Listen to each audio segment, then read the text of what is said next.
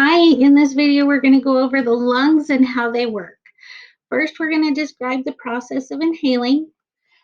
The thoracic cavity constantly has a slight negative pressure, which helps to keep the lung airways open.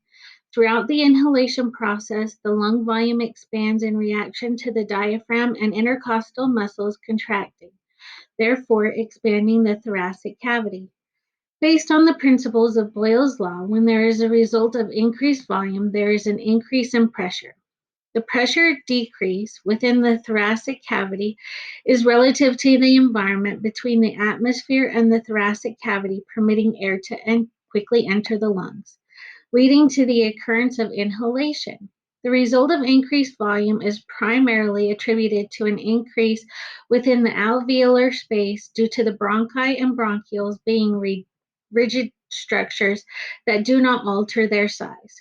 Throughout this process, the chest wall expands outward and away from the lungs. Lungs are elastic. Thus, when the lungs are filled with air, the elastic recon within the lung tissues exerts pressure back toward the interior of the lungs. This inward and outward forces completes to deflate and inflate the lung through every breath. At the time of exhalation, the recoil of the lungs displaces the air out of the lungs. This causes relaxation of the intercostal muscles, resulting in the chest wall returning to its original position. Throughout exhalation, there is relaxation of the diaphragm, which then moves upwards into the thoracic cavity. This causes a pressure increase within the thoracic cavity analogous to the environment. Air is then expelled from the lungs as a result of the pressure gradient between the atmosphere and the thoracic cavity. The movement of air out of the lungs is characterized as a passive event due to the fact that there is no contraction of muscles for air to be expelled.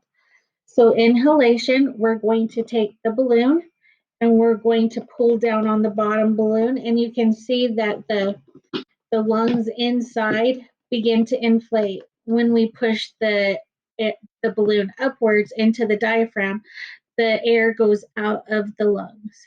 This is exhalation. This is inhalation. Exhalation, inhalation. Lung capacity is also referred to as total lung capacity. It is the volume of air within the lungs upon the maximum effort of inspiration. The general lung capacity is roughly 6 liters for the average healthy adult. Factors that can affect lung capacity among individuals may include gender, age, ethnicity, and body composition. Total lung capacity rapidly increases from the time of birth through adolescence, and it will plateau generally around age 25. Males generally will have a greater total lung capacity than females, while tall statured individuals will have a greater total lung capacity than those who are blessed with a short stature. And individuals that have a high waist to hip ratio will typically have a lower lung capacity. Individuals that come from African descent tend to have lower total lung capacities than those of European descent. Additional factors that can influence the lung capacity of an individual may include chest wall deformities, level of physical activity, as well as respiratory disease. Asthma is a chronic inflammatory disorder that affects the airways, where multiple cells as well as cellular environments are involved. Chronic inflammation leads to an increase in hyperresponsiveness of the airway that results in frequent episodes of breathlessness, wheezing, coughing, and chest tightness, especially in the early mornings or at night. These episodes are generally related to widespread but variable airflow obstruction that is frequently reversible either with treatment or spontaneously. Acute asthma exacerbations can be categorized as mild, moderate, severe, or life-threatening. During the acute attack, the priority is to sit the client forward in order to maximize movement of the diaphragm with obvious wheezing, a respiratory rate greater than 30 breaths per minute, as well as a pulse higher than 120 beats per minute. The neck's accessory muscles strain in order to raise the chest wall. Frequently, the client is agitated due to the hypoxemia. Hyperresonance is indicated upon percussion of the lungs, while auscultation may indicate expiratory or inspiratory wheezing. As the asthma episode resolves, coughing can initiate the production of a stringy, thick mucus. Nursing management of a client with acute exacerbations of asthma will focus to correct the hypoxemia as well as involve improving ventilation.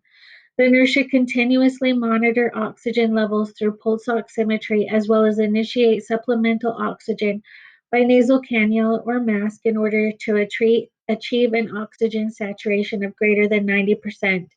The primary bronchodilator treatment is through inhalation of a short-acting beta-2 adrenergic agonist (SABA), such as albuterol, and in severe cases of exacerbation, it is recommended inhalation of an ipratropium known as Atrovent can be used in combination with SABA.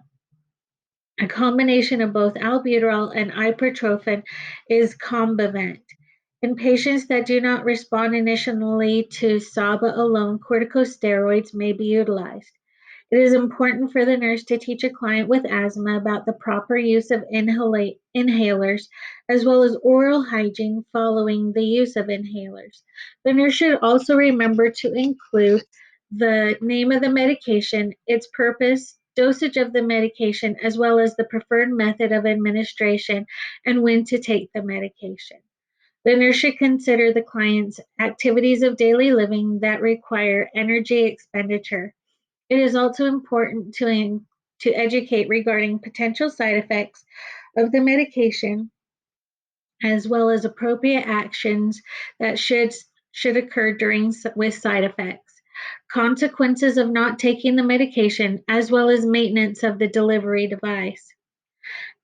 An available resource for those suffering from asthma in the Phoenix, Arizona area is the Arizona Asthma Coalition. They have many resources available to those that suffer from this affliction. They can be reached at azasthma.org or by calling 1-480-447-6978. I hope you learned a lot during this presentation. Thank you.